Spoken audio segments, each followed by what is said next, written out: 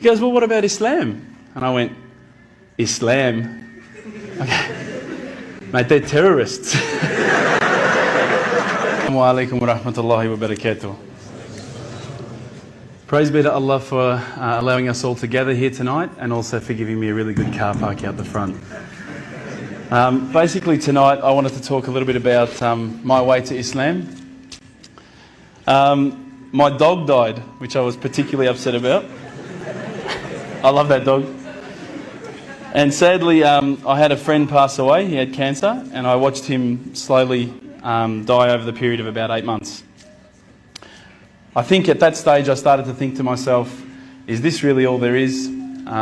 Is this all there is to life? We're born, we eat, watch TV, die, that's it? I was pretty unsatisfied with that explanation, so I guess I started a holy quest, and I started thinking, I'm going to find out for myself what the real truth is. The truth for myself anyway. So I went and spoke to my friend, this religious Christian friend of mine, and I said, look, I've investigated all the religions and I can't find what I'm looking for. And he said to me, well, what have you investigated? And I said, oh, well, look, I've investigated Christianity, I've investigated this ism, this, that, all the isms. And he said to me, you've actually missed out one. I said, no, I don't think so. I think I pretty much covered everything. He goes, well, what about Islam? And I went, Islam? Okay. Mate, they're terrorists. I'm not going to investigate Islam. They're crazy. No way, you know. But lo and behold, alhamdulillah, I found myself walking into Preston Mosque one day. I was very nervous parking my car in the car park. I thought it might explode. I walked in through the doors. I looked around. There was hardly anyone around. I thought, good. I walked straight across the prayer rug with my shoes on. I walked straight past the brother praying. As he went into sujood, I almost stepped on his head. I had no idea, right? I walk across and I stopped. Abu Hamza came out of a door. That's the brother who just introduced us before, Samir. And I thought, this is it. I'm about to die. I was not used to this level of hospitality, I should say. I'm not sure, I don't want to offend anyone again, but as an Australian, if you offer someone a cup of tea and they say no, you go, okay. These guys wouldn't take no for an answer. Would you like a cup of tea, bro? No, thanks, bro. Are you sure? No, I'm right. Are you sure, bro? I'll go get one. No, I'm right, bro. No, I'm getting one anyway. Sure, look, I'll just get you one, right? No worries, I'll get you one. All right, man, I'll take the tea, you know? Subhanallah. But anyway, as I say, we get back to the questions I was asking the brothers. Now, what I'd found with a lot of the other churches and people that I'd spoken to, religious leaders, was that when I asked the question, they would quite often just say, your answer is this. I'd say, oh, okay, that's pretty good. When I was sitting down with the brothers from the mosque, when I would say, listen, I don't understand this, what about this?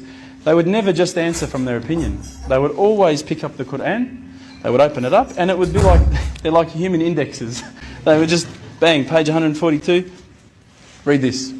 And I would read it and I would go, wow, that's beautiful.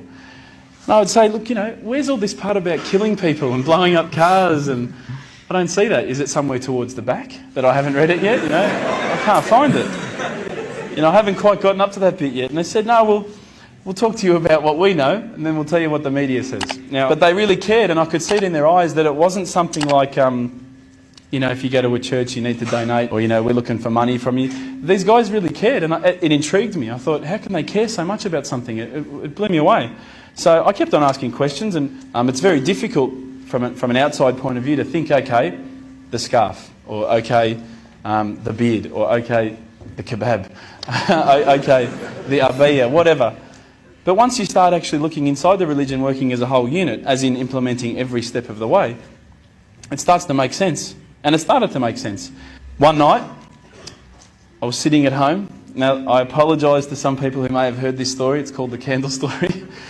I was sitting at home and I thought to myself, I want to be, you know, one with myself again. I want to get closer to Allah.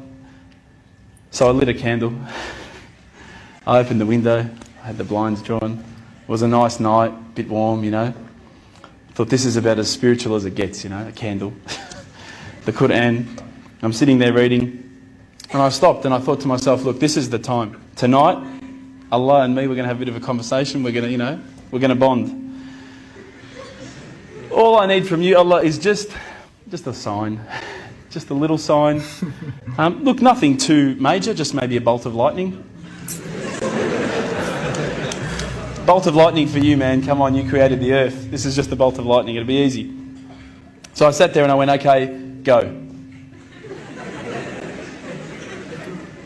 And I swear to you, nothing happened. Absolutely nothing. I was really disappointed. I said, Allah, this is your chance. I'm here, I'm asking you. Where's my sign? So I thought, look, I'll keep reading Quran and I'll talk to the brothers. I'll say that I spoke to Allah and He didn't answer me. Didn't even get an answering machine, nothing. So I turned the Quran, turned to the next page where I'd finished off. SubhanAllah, the very next verse that I read, for those of you who ask for signs, have we not shown you enough already? Look around you at the skies, the stars, land, the oceans. These are the signs for the people of knowledge. SubhanAllah, straight away my whole world changed. I was staring at the Quran, I was just in shock. I couldn't believe that I'd been so arrogant to ask for my own specific sign when the signs had been around me all the time. There's a creator because there's a creation. So I closed the Quran. I had the best night's sleep, I got to tell you. I went straight to the mosque the next day. Alhamdulillah, Abu Hamza was there again. I said, Abu Hamza, this is what's happened to me. He said, that's it, you become a Muslim today. There's no mucking around with Abu Hamza. But when I walked into the mosque, the people just started pouring in. And I went, SubhanAllah, look at this religion. You know, I've been to churches where there's, 20 people, 30 people, 50 people. There was about 1,000 people that night. And I thought, this is amazing. This religion is truly the religion of choice. And then I found out it was the first night of Ramadan. The good old Ramadan Muslims. But still it was nice. Started to say the words, and all the fear went out of my body and out of my heart. Ashhadu an la ilaha illallah wa ashhadu an Muhammadan Rasulullah. And I felt like a shower had been turned on and my whole body had been flushed clean. And trust me, I needed to be flushed clean. I was standing up there. All the brothers started yelling out, Takbir, Allahu Akbar. I thought I'd done something wrong. So I stood back a bit and they started coming towards me and I thought, oh no. I'm pretty sure I said what he said.